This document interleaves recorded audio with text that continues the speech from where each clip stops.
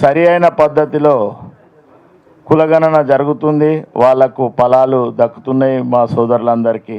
కానీ ఓబీసీలకు వచ్చే వరకు స్వతంత్రం వచ్చినప్పటి నుంచి రాకముందు కూడా ఇంగ్లీష్ వారు ఉన్నప్పుడు, ఆంగ్లేయులు ఉన్నప్పుడు, అప్పుడన్నా 1931లో కులగణన జరిగింది.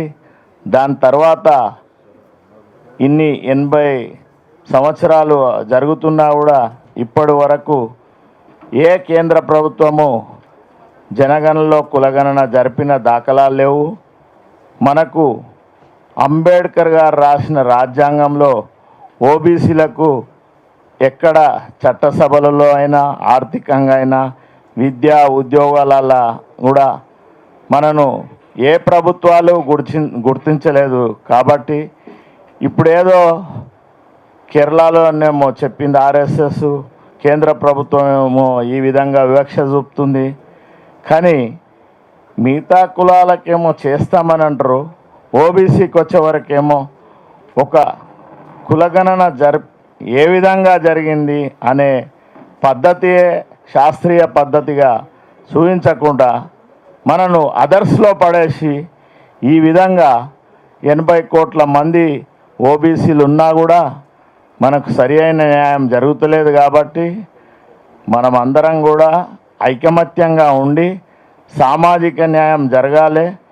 80 కోట్ల మంది ఉన్నాం కాబట్టి ఈ కులగణన సరి అయినది కాదు, శాస్త్రీయ పద్ధతిలో లేదు అని వాయిదా వేయాలని మనమంతా కూడా ఐకమత్యంగా ఉండి పోరాటం చేయాలి.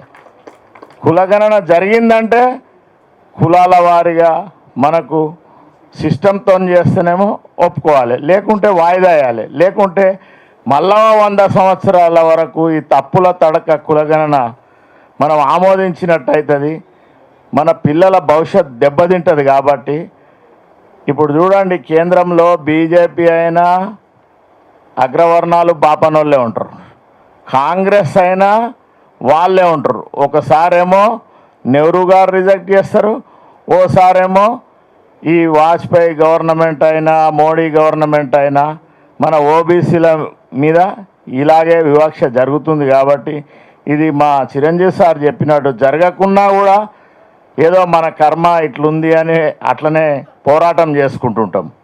అంతేగాని జరిపి మనని ఐడెంటిఫై లేకుండా ఏ లాభం లేని జనగణనలో కులగణన జరిపితే ఎంత, జరగకుంటే ఎంత.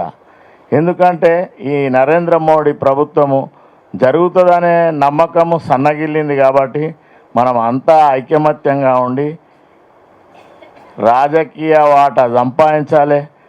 మనము ఈ తెలంగాణ రాష్ట్రము భారతదేశానికి వీళ్ళు గట్టి పట్టుదలతోని పోరాటం చేస్తారని మనమంతా కూడా ఐకమత్యంగా ఉండి ఈ జనగణనలో కులగణన మన ఓబీసీల హక్కుల గురించి నిరంతరం మా సోదరుడు కిరణ్ గారు అందరం కలిసి మనం పోరాటం చేసుకుంటుండాలి. ఎందుకంటే మనకు అన్ని తెలిసిన పెద్ద ఆయన మనకు అండగా ఉన్నాడు. కాబట్టి చిరంజీవి సారు వేరే సంఘాల లెక్క కాకుండా ఎవరు కొంతమంది అధికారంలో ఉన్న వాళ్ళ చుట్టూ తిరిగే సంఘాలు ఉన్నాయి, అవిటితోని మనం నిరంతరం నష్టపోతున్నాము.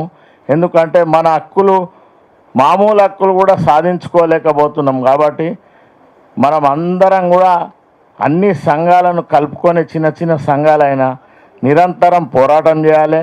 ఈ తెలంగాణ రాష్ట్రంలో బహుజనుల హక్కులు కాపాడగలిగినప్పుడే మనం నిజమైన